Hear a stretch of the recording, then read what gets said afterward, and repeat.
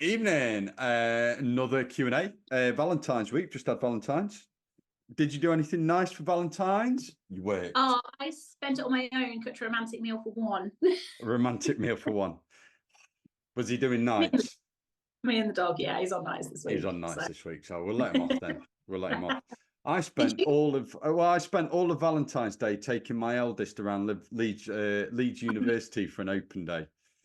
And then we got back and Rosie had done a lovely meal for two. So we did have a nice meal, but yeah, that was cool. Good. Busy week. We've had some good feedback because the Shape-Up girls have finished the latest round, and we've had some really good feedback from that one.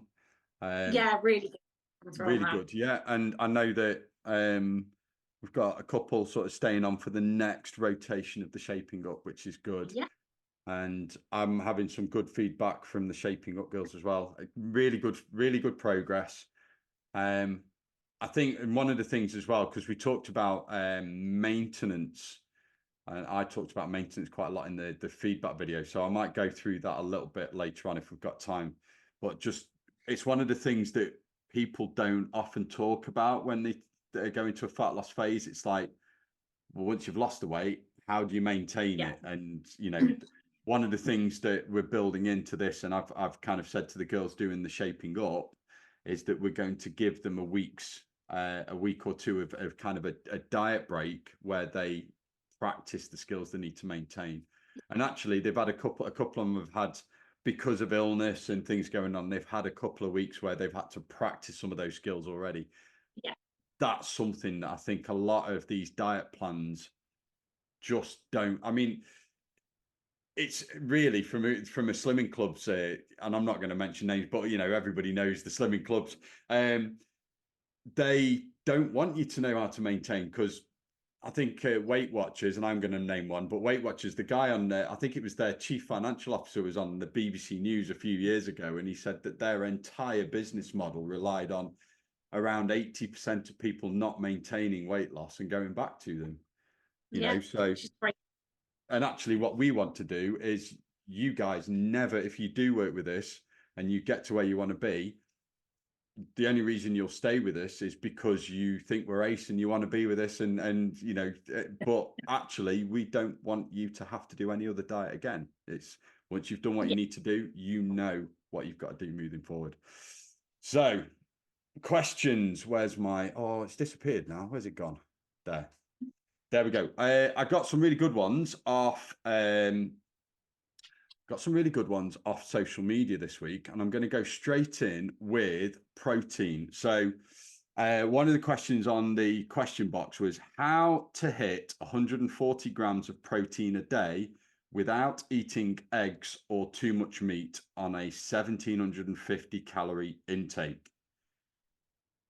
Easy. It is, yeah. I mean, I'll start this one off. The first thing I would say is double check your protein requirements, because quite often a lot of people are aiming for a protein requirement that is too high. And for most, and this is from a woman, for most women, your protein requirement is 100 to 120 grams of protein a day. I've got very, very few clients, and I know the girls who are on the Shape Up program, and we've got all sorts of starting weights and things. I think the highest we've got is around about 120 grams of protein a day. Most women don't need any more than that. And I think we do need to make sure that you are aiming for a protein intake that's relevant to you. So the first thing is that you don't need 2 grams of protein per kilogram body weight. That's a myth. Loads and loads of trainers will kind of say, oh, you need to aim for about 1.8 to 2.2 grams. You don't. For health and well-being, it's 1.2 grams per kilo. If you are trying for fat loss, or if you're slightly older, then maybe aim towards 1.5 grams per kilogram of body weight.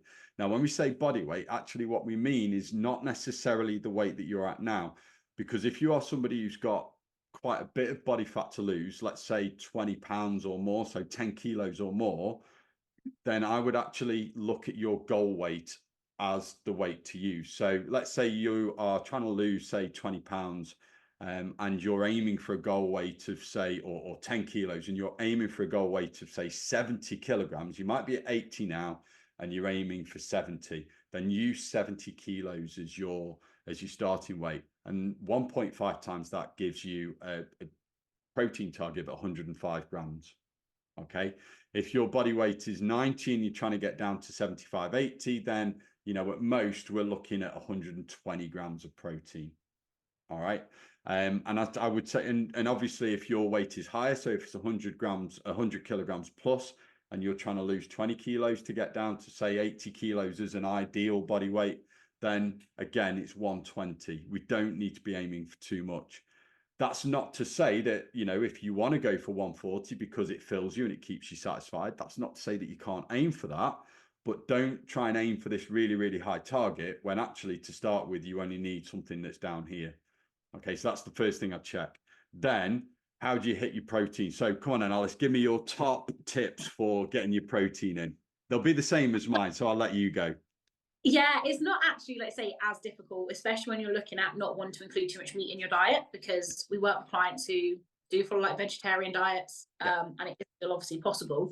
So I'd say one of your main go-tos if you don't want too much meat would be things like your Greek yogurts, cottage cheese, or even just like cheddar cheeses. Baby Bells are one of my favorites to get an extra little bit of protein in through the day. Baby Bell Lights.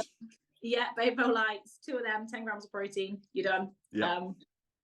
And yeah, like Greek yogurt is a really good one as well. That's really good for your protein. If you do consume dairy and you're having milk, like milk can be really good for like high protein as well. And then you've got other things such as more of a vegetarian whole sources, such as your lentils, beans, pulses, chickpeas, everything like that. They're also really good for including more protein in the diet as well. Yeah, and you've also got things like seitan as well, which is kind of tofu, tempeh, which is again the fermented kind of soybean. You've also got your protein powders. We've talked about those, so you can supplement in with protein powders. I know she mentions not eating eggs, but you know, if you are quite a lot of people who don't eat meat might eat fish, so prawns, whitefish, salmon. Obviously, with salmon, you do have to watch that it's slightly higher in fat, so you have to be aware of that for calories, but it's still a good protein source. Tin tuna, a whole tin of tuna, 100 calories, 20 grams, 25 grams of protein, great. You know, there are sources there. In terms of like how to hit it, then I've got a few kind of key things. Number one is I make sure that I would always recommend that you try and get a high protein breakfast. So something that's at least 25, possibly 30, 35 grams of protein. So a good one would be something like Greek yogurt, but a good amount of Greek yogurt. I mean, there's another tip as well, is whatever, you know, look at what protein sources you're eating already and eat more of them. Yes, just up the amount you're having. The amount. And, you know, the number of times where people go, yeah, well, I have Greek yogurt with my breakfast and my porridge. How much? Oh, I just put a couple of spoons in. No. Put 150 grams in. 150 grams of Greek yogurt is going to be 15 grams of protein. If you then stick in half a scoop of protein powder, there's another 10 grams. So you've got 25 grams of protein there. You can then supplement that maybe with a little bit of flax seeds. That's got a couple of grams of protein in. You could possibly put something like a little sprinkle of granola or some nuts or whatever over the top. Again, so there's ways of doing it, but whatever protein source you're having at breakfast, increase it. I do overnight oats. I add protein powder and Greek yogurt into that. And the overnight oat recipes I have is like 400 calories, 35 to 40 grams of protein, dead filling. So that's my first tip. Get your protein up in your breakfast. Okay, she's mentioned not eating eggs, but those of you who do eat eggs, 1 egg is not enough protein. 2 eggs is not like a high protein source. You're looking at like 3 or 4 eggs. And again, there's nothing wrong with eggs. You know, if you like them, great. If you don't like them, then obviously look for other sources. But, you know, 1 or 2 eggs is not a good protein source. Neither is peanut butter. All right. Yes, it's got protein in, but it's high in fat. So high protein breakfast. Same with your lunch. You need to think what your protein source is for your lunch and dinner. And then whatever you're having, you know, make sure it's a good amount. So if you have like a couple of slices of chicken, stick the whole chicken breast in. If you have like half a can of tuna, no, have the whole tin. That is a portion of tuna, you know, it's the whole tin. And again, with your snacks, look at mini Baby Bell lights, you know, cooked meats, if you like, that sort of thing, Greek yogurts or similar, so skyr and kvarg as well. All of these sorts of things. And then there's lots of protein powders. So even if you don't like the milky stuff, you've got the clear whey proteins, which taste like juice, they're dead good. But yeah, so high protein breakfast, look at where your protein sources are, and then whatever you're eating, increase them and make your snacks, at least one of your snacks, protein. But ultimately, just double check, you know, for 140 grams of protein on a 1750 calorie intake, I would suggest that you're probably trying to eat 20 grams of protein too much. So it might be worth just recalculating that. Take your goal body weight, multiply it by 1.5, and that will give you a good idea of what your protein intake should be. I would also say with that, especially if you are tracking and trying to stick within a deficit base, when you're looking at inputting your meals onto whatever tracker you're using, start with your protein source and put that in first, and then build your meals around that protein. Yeah, and that actually goes on to something else as well. So one of the feedback forms this week, let me just bring it up and just see. So it's like, oh, what did she say? I've got it here. So yeah, she's one of the wins is that entering meals a day ahead, so you can adjust. So she enters all 3 meals the day in advance. So rather than kind of, because one of the mistakes a lot of people make is that they track the food, so they eat it and then they track it at the end of the day, and it's like, oh my God, I'm 20 grams of protein short. What can I do? Yeah. So one of the things that we try and encourage people to do on the program is look at what you're eating for the following day, enter it in the night before, and then you can see where you might be down on things. So, you know, Gemma particularly said I can adjust things if my fiber isn't quite high enough, but you can do the same with your protein. You can, protein's not very high at breakfast. What can I have to boost it? Or, you know, or I'm having a low protein lunch. I might only have soup. What can I do to boost it? So things like that. And I think that's probably, kind of the key thing to do. Look in advance and see what you can do to boost it up.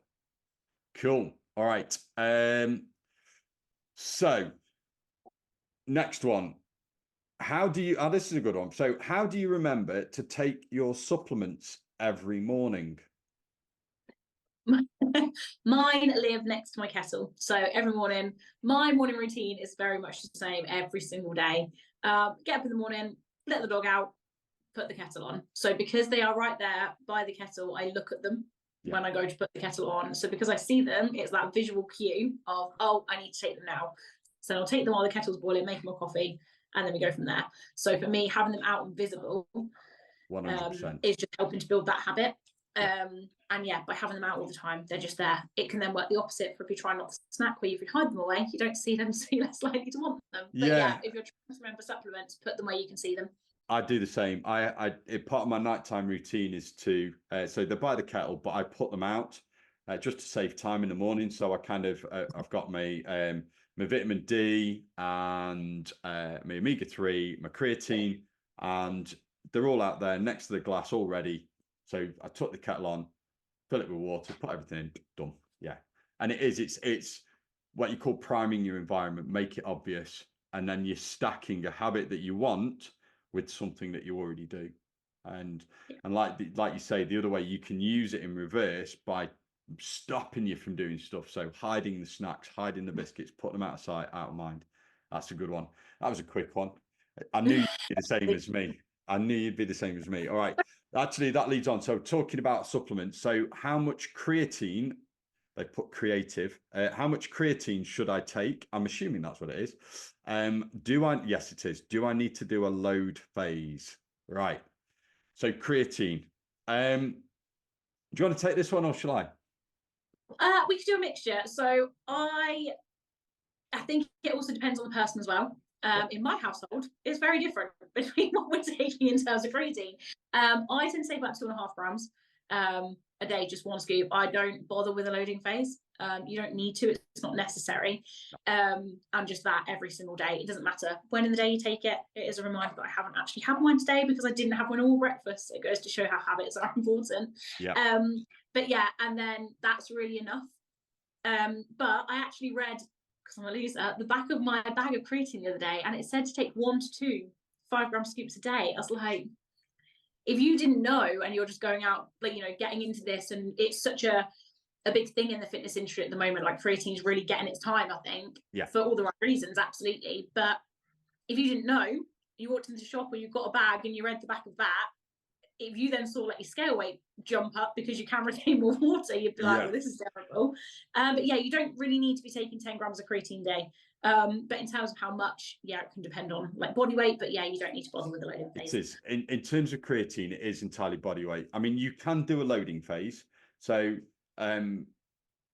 creatine is naturally found in the body. Let's do this now. So creatine is naturally found in the body. It's a natural substance. You get it from, if you are a meat eater, you will get it from your meat.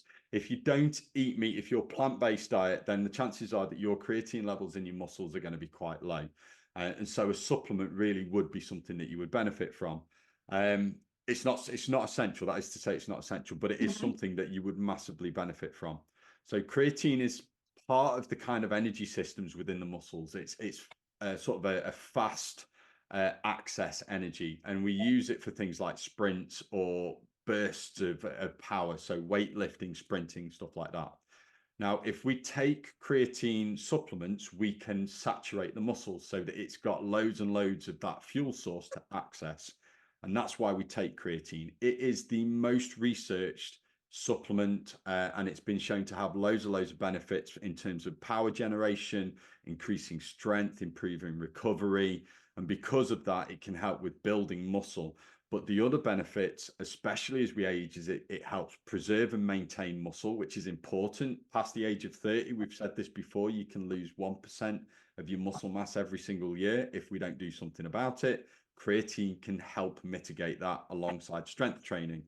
It's also been shown to have benefits for cognitive function. So if you are somebody who is perimenopausal and struggling with some of the symptoms, maybe brain fog, concentration, it has been shown that there are potential benefits for that. And there is some research going on around that.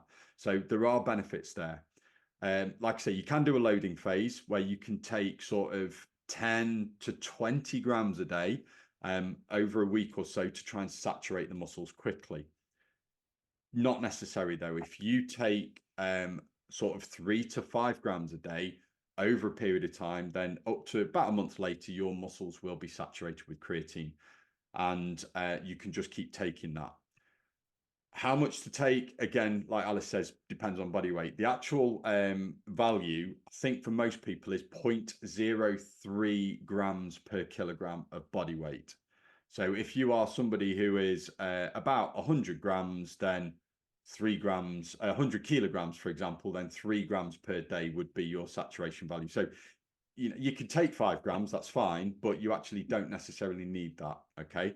So it's 0.03 to 0.05. So that's 3 to 5 grams for somebody who is 100 kilos. I think those numbers are right.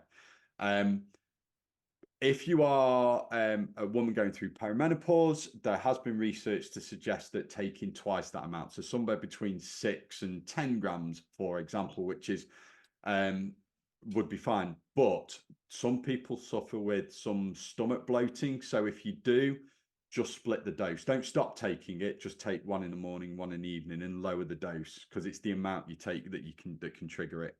But as Alice, as you said, one of the things to be mindful of is that some people experience weight gain. Yeah.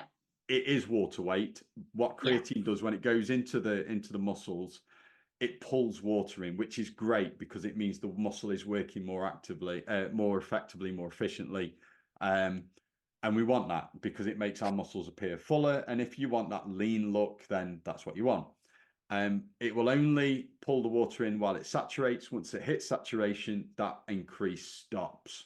And then obviously, if you're in a fat loss phase, your weight will drop down. So that water increase, that weight increase is temporary. And it's actually a good thing because it means that you are responding to the supplement. If your weight doesn't go up, then you're not a particularly good responder. I'm not saying you shouldn't take it, but you might not get the benefits of somebody whose weight goes up. So if your weight does go up, actually look at it as a good thing. It means it's going to benefit you in the long run. Okay. Yeah. But yeah, how much should I take? 3 to 5 grams is generally enough. So it's about 0.03 to 0.05 grams per kilogram of body weight. So roughly 3 to 5 grams or 2.5 to 5 grams. But if you are somebody who is going through menopause, then maybe doing that twice a day, once in the morning, once in the evening, and that will give you the benefits there. Okay. Now, in addition to this, there is a really, really good resource as well. So one of my, I did the MNU course, and one of my favorite guys on Instagram and online, Martin McDonald, did a podcast. It's called Not Another Nutrition Podcast. Just going to, I can't remember the, let's see. He's done a couple of different ones on creatine. He did a series. Yeah, he did. And they were all really good, really informative, and explained everything really well about like all the benefits, how much you should take, and all of that. So yeah, they are a really good one to listen to. And I think I found it here. I think it's number 30 onwards. So if you go into your, whatever you listen to your podcasts on, if you go into that, I think it's number 30 onwards. It's not another, it's a series from it's a series on creatine, and there's about 4 podcasts on it, and it talks about loads of different things.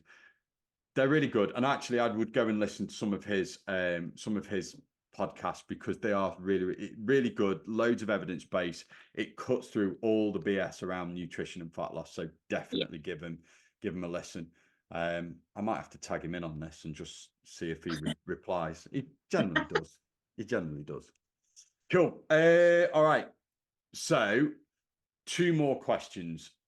First one is, help. How do I fight the weight gain getting older? It seems so much harder than in my 20s. Yeah, it will be. But and this one comes from a conversation. I actually know this comes from a conversation I had at the gym this week, and it stems from the fact that they were talking about their metabolism dropping as they get older. And I think we've said this before. Yeah, it doesn't. Unfortunately, it really doesn't. Certainly not up until the age of 20. So between about up to the age of about 65. So between the age of about 20 to 60, 65, your metabolic rate doesn't change. And then even past that, it only drops by about 0.7% per year. And that can be explained, that drop can be explained by the muscle loss due to inactivity and low protein diet. So you could even stop that decline in metabolism by weight training and eating a high protein diet and taking creatine. Okay, so your metabolism can stay the same. What does change is lifestyle, and this was the conversation that I've had with this person. It's just like, you got to think, like, in your 20s you probably walked a lot more. You know, you might not have, early 20s and late teens, you won't have had a car, you will have walked a lot more, you would have been out socializing a lot more. You might not have had kids, so you could have been going out and doing stuff in the evening and going and doing exercise classes or whatever. You'll have been more active within your work as well, because you'll be trying to get promoted and doing a lot more things and running around and doing stuff. And then you get to like your 30s and your 40s, and you've got more responsibility. So you've got more responsibility at work. You've got more responsibility at home, looking after the kids. You know, you haven't got the time to go out and socialize. You haven't got the time necessarily to go and do all the workouts that you did before.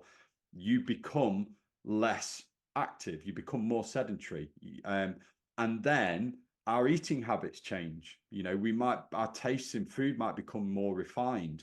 And that generally means eating richer foods. You know, we might be, to deal with work stresses, we might be hitting the wine in the evening or whatever. So I think that there is the key. It's like, how do you fight the weight gain? Be aware of what causes it. And then look at your lifestyle. Yeah. you know, and address that. And it's that's a big one. I think is if you are aware of what can cause it, you can then put strategies in place to counteract it. So little things, and I put a little reel up today. Lent, instead of giving stuff up for Lent, why not try and build a new habit? So one of the things I've suggested is saying, right, set an alarm on your watch. Every hour it buzzes, you get up and you walk around for 2 minutes. Or every time you go to the shop, don't park next to the shop, park further away, or walk there, you know, if you can do. So there's lots of little things like that. And I think that's something to be aware of. All right. Last question that I got sent on social media was, how do you stop hitting the self-destruct button every time you go slightly over your calorie goal? Good one. Go on then. That is good. Again, I think there's a few different methods that you can look at, and it can be really difficult. And it is a case of just keep practicing it. Yeah. And mindful eating can come into that massively. Then is just have a little think. You've gone over your calories for the day, and then you have to think, great, it's not the end of the world. If it's, you know, a one-off, it's not the end of the world. You know, no one gains weight from eating, well, body fat from eating one meal, and no one like loses body fat from eating like one, you know, lower calorie meal. So that's a good way to look at it, is actually just because you've gone over once, it's not going to impact you in the long run. And that's still part of your progress. That's actually my post going up today is about success not being linear. Every single time that you do that, then you can think, right, what went wrong and what can we manage better next time? But to not hit that self-destruct button, it's thinking, okay, that wasn't quite where we wanted it to be, but if I eat more, am I going to feel better or worse? And chances are you're actually going to feel worse, because you've already reached a point where you're feeling a bit rubbish. You feel like you've let yourself down. So if you eat more, you're just going to feel like, oh, look, I can't do this. And you then get into that negative mindset with it. Whereas if you stop and think, okay, this has happened, let's learn from it. What can we do next time to do better at that? I like that. And yeah, it's still then part of becoming successful is making those mistakes, because that's how you learn. Yeah. And actually you learn from that one and be like, okay, this is what went wrong today. This is what triggered it. This is why I went over my calories. I maybe was feeling more hungry, didn't hit my protein. I'd had a stressful day. I'm tired, whatever it might be. And then think, okay, what can I do so that next time that then doesn't impact my eating? And you will still then make progress because you're learning from your mistakes from last time. But like you say, when you then go over and you hit that self-destruct button, you're only going to make yourself feel worse. And it will still happen, but the more that you practice it and the more that you stop and think, the easier it becomes. So just take a deep breath, so take a step back and think, right, we can do this, we're fine, and then just draw a line and move on. Don't then let it roll into the next day. Never miss twice. Yeah. Is probably the main one that we'll always tell you, is never miss twice. Never miss twice. Once, draw a line and start again tomorrow. You know, hit your gym sessions like you normally would, hit your food like you normally would, and get yourself straight back onto where you want to be, and you'll still make progress. Yeah. And I think the other thing as well that we do with all the girls that we work with is we don't set hard targets. Yeah. So we always set calorie ranges. And it's a lot easier to work within a range because we set what you call an optimal goal and then like your non-negotiable. And you kind of have your optimal goal might be, so let's say your calorie goal, your range is anywhere between sort of 1,800 and 2,000 calories. And we're aiming for 1,800. But if we go up to 2,000 or even 2,200, that's fine. We're still in a deficit. Yeah. But, you know, we want to be closer towards the optimal goal. And thinking about it like that, it's a lot easier, because even if you just go, oh, I've done 1,850, that's all right, because I'm close to my optimal goal. But, you know, I'm not near I didn't go up to the upper end. And that's something I've done with a lot of the one-to-one clients. So I get them to think about actually, so their maintenance calories are here, and we've set them a deficit down here, and the range is anywhere between that. You know, if they're below the maintenance, you're still in a deficit, you're still going to lose fat. So even if you're 100 calories below maintenance, you're still in a fat loss phase, but you're just not going to lose as much. So, you know, the closer you are to your goal, that's great. Your optimal goal, that's great. But if you are, if you're above it, it's not the end of the world. And even if you do go over maintenance, it's then looking at your calories over time, because your body it doesn't work on a 24-hour clock. It's not like, right, that's 24 hours, right, we're going to store everything as fat. It's, you know, some days you will be more hungry. Wednesday, for example, I could eat for England. I think I probably had about 4,500 calories. I just couldn't stop. I did do around 20,000 steps on Wednesday, but you know, I just couldn't stop eating. But then Thursday, because I ate more on Wednesday, yesterday I wasn't hungry, and I ate about 2,000 calories. So it kind of does balance out, and that's the thing to do. So if you do go over, look at your calories as a range. That might help. But as Alice says, think about why. Think about the lessons you can learn from it, and then just get back to your routine the next day. Don't miss twice. Think that is a key one. And it does get easier with practice. And it's, you know, forgive yourself. Absolutely forgive yourself, because we all do it. Yeah, absolutely. Yeah. Cool. I'm just having a look through. I think the only other question I had, and this is a workout question, and workouts. Why deadlifts and RDL on the same day? Because your coach is evil. Yeah, I'll leave it to that. And anyway, but no, this is it's actually not a bad question. The way that I program things is that, and I target similar muscles with two sort of exercises back to back quite often. And my clients will ask me that, and they feel it more. But the reason I do it is that RDLs and deadlifts, although they're both sort of forms of deadlifts, one of them is working the muscle in contraction, and the other one is working the muscles in extension. So they also target slightly different muscles. So deadlifts have a bit more quads in them, as well as your glutes and your hamstrings, whereas RDLs is predominantly glutes and hamstrings without your quads. So they are slightly different. But Romanian deadlifts, you are extending the muscles, you're working them by stretching them, and then with the normal deadlifts, you're contracting the muscles. And by working them in two different ways, you're actually going to stimulate them slightly differently. So it can stimulate, the theory is stimulate growth better. So yeah, it's not that I'm evil.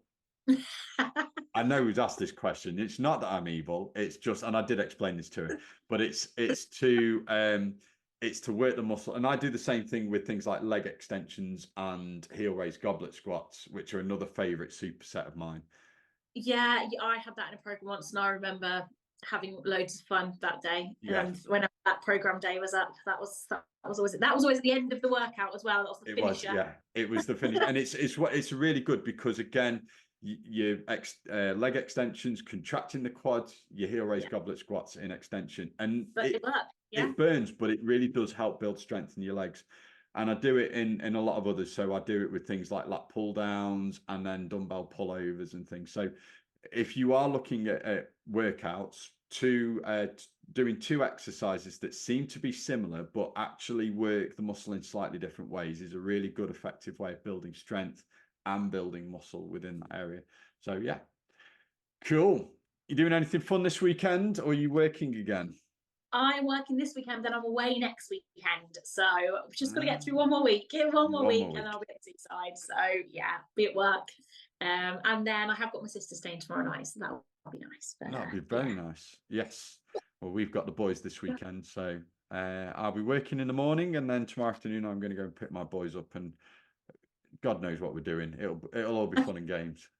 I'm sure it will. Normally is. Normally is. Some competition there, Will. There's always a competition. There'll be bowling or something like that. Crazy golf, something. We'll give it a go. No. Right, I'm going to go and get some dinner. Amazing, me too.